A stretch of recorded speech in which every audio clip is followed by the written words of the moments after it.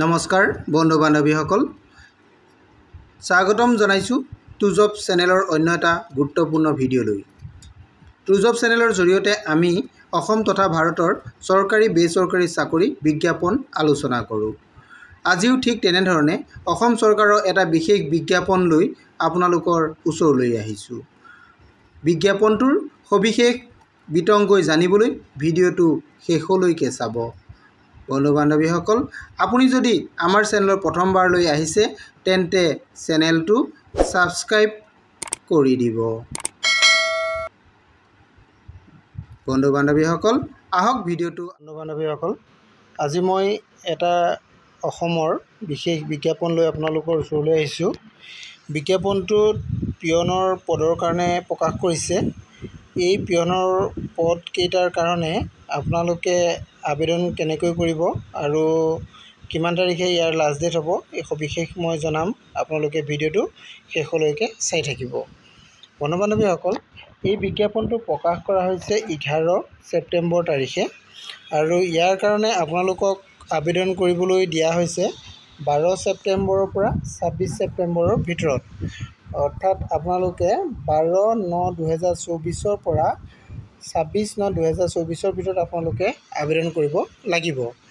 গতিকে বন্ধু বান্ধৱীসকল, আপোনালোকে ইয়াৰ কাৰণে কি বস্তু প্ৰয়োজন হ'ব আপোনালোকে চাই থাকক, মই সকলোখিনি ক'ম। ইয়াতে আপোনালোকৰ অনলাইন আবেদন নাই, ইয়াতে আপোনালোকে অফলাইন আবেদন কৰিব লাগিব। আৰু এই পিয়নৰ পদকেইটা হৈছে 1 নম্বৰ এটা পদ আছে অফিচ পিয়ন, এটা হ'ল অফিচ পিয়নৰ কাৰণে দিয়া হৈছে, আনটো এটাচ পিয়ন, দুটা পদ আছে ইয়াতে। এটা হৈছে অফিচ পিয়ন আৰু আনটো হৈছে এটাচ পিয়ন, দুটা পদ। আৰু এই পদকেইটাৰ কাৰণে আপোনালোকৰ চেলাৰীটো কেনেকুৱা হ'ব মই আপোনালোকক জনাই দিছোঁ। 12,000 টকাৰ পৰা 52,000 টকা আপোনালোকৰ স্কেল পে' থাকিব। 12,000 পৰা 52,000 টকা আপোনালোকৰ স্কেল পে' থাকিব, প্লাছ আপোনালোকৰ গ্ৰেড পে' থাকিব 3,900 টকা আৰু পে'মেণ্টটো আপোনালোকৰ 1 হ'ব। এইখিনি আপোনালোকে নিশ্চয় বুজি পালে। আৰু এই পদকেইটাৰ কাৰণে আপোনালোকৰ বয়সৰ সীমাৰ কথাও উল্লেখ আছে। আপোনালোকে বয়সৰ সীমাকেইটা চাওক, বয়সটো ইয়াতে উল্লেখ কৰা আছে। কেটেগৰী ৱাইজত বেলেগ বেলেগ ধৰণৰ দিয়া হৈছে। জেনেৰেল কেটেগৰী কেণ্ডিডেটসকলে 18 বছৰৰ পৰা 44 বছৰ ভিতৰত হ'ব লাগিব। আৰু যিসকল OBC আৰু MOBC হয় তেওঁলোকৰ 18 পৰা 47 বছৰ ভিতৰত হ'ব লাগিব। আৰু যিসকল SC হয় তেওঁলোকে 18 বছৰৰ পৰা 49 বছৰ ভিতৰত হ'ব লাগিব। আৰু যিসকল ST প্লেন বা ST হিলছ হয় তেওঁলোকে 18 পৰা 49 বছৰৰ ভিতৰত হ'ব লাগিব। আৰু যিসকল PWD কেণ্ডিডেট আছে তেওঁলোকে 18 পৰা 54 বছৰ বয়সলৈকে তেওঁলোকে এপ্লাই কৰিব পাৰিব। আপোনালোকে বয়সৰ সীমাৰ কথা গোটেইকেইটা বুজি পালে, এইকেইটা বয়সৰ সীমাৰ কথা। গতিকে যিসকল কেণ্ডিডেটৰ বয়স মিলে তেওঁলোকে এই পদৰ কাৰণে এপ্লাই কৰিব পাৰিব। আৰু এতিয়া আমি আহোঁ ইয়াৰ শিক্ষাগত অৰ্হতাৰ বিষয়ে। যিহেতু পদটো পিয়নৰ পদ, গতিকে ইয়াতে শিক্ষাগত অৰ্হতাৰ বৰ বিশেষ প্ৰয়োজন নহয়, আপোনালোকে চাব পাৰিব। ইয়াতে শিক্ষাগত আপোনালোকক ক্লাছ 8 পাছ বিচৰা হৈছে, বাট ইয়াতে লিখিছে as not pass to class 12। যদি ক্লাছ 12 পাছ হয় তেনেহ'লে কিন্তু নহ'ব। ইয়াতে ক্লাছ 8 পাছে আপোনালোকক বিচৰা হৈছে। এইখিনি কথা আপোনালোকে বুজিলে। চিলেকশ্যন প্ৰচেছৰ বিষয়ে নেক্সট অপশ্যন আপোনাৰ আছে চিলেকশ্যন প্ৰচেছ।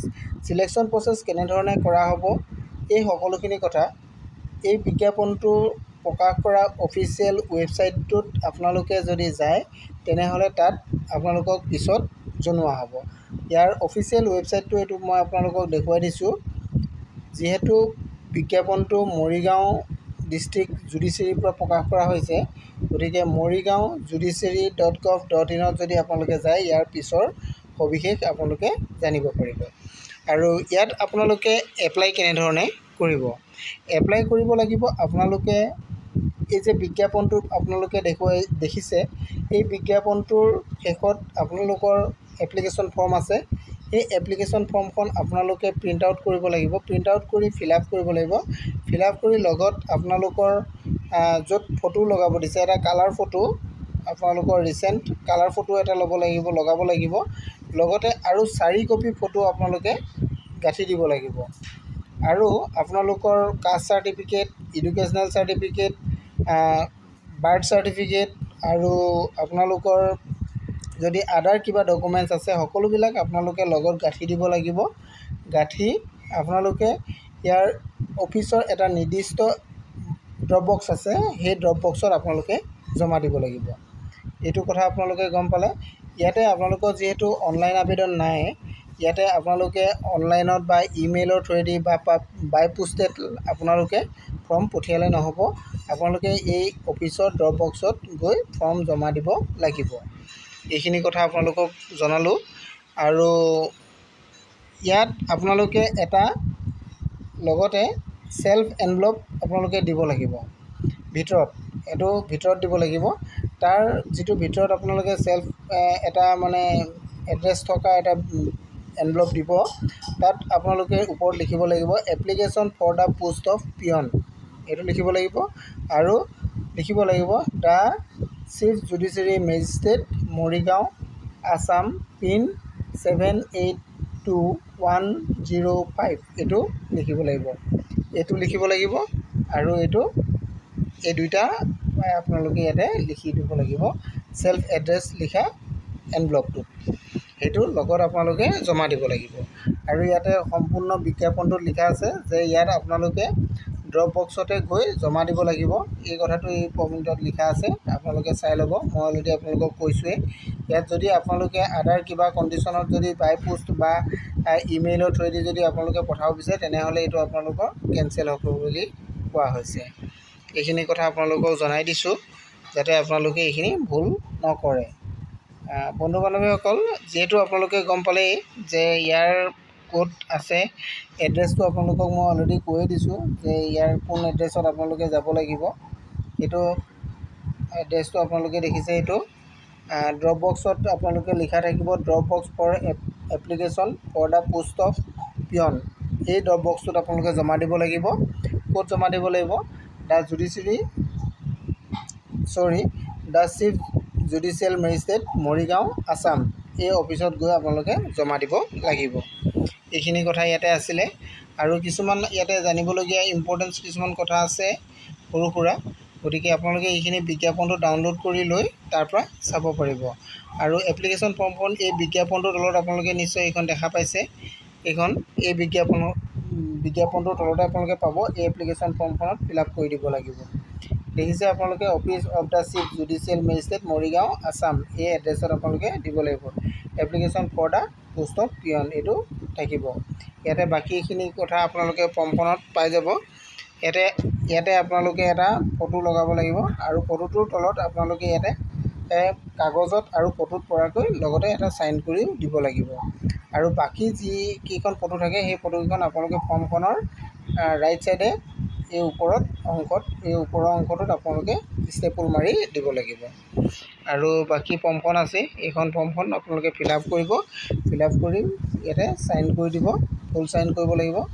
কৰি আপোনালোকে এই অফিচত ড্ৰপ বক্সত জমা দিলেই আপোনালোকৰ হৈ যাব। এইখিনিয়ে আছিলে আজি বিজ্ঞাপনটো।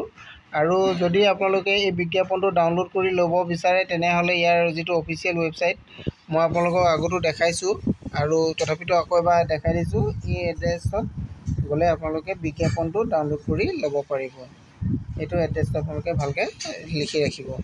আৰু যদি আপোনালোকে ইয়াৰ পৰা ডাউনলোড কৰিব নোৱাৰে তেনেহ'লে মোৰ ভিডিঅ' শেষত কমেণ্ট কৰিব, মই আপোনালোকক দিবলৈ চেষ্টা কৰিম। আজিলৈ ইমানেই। Thank U.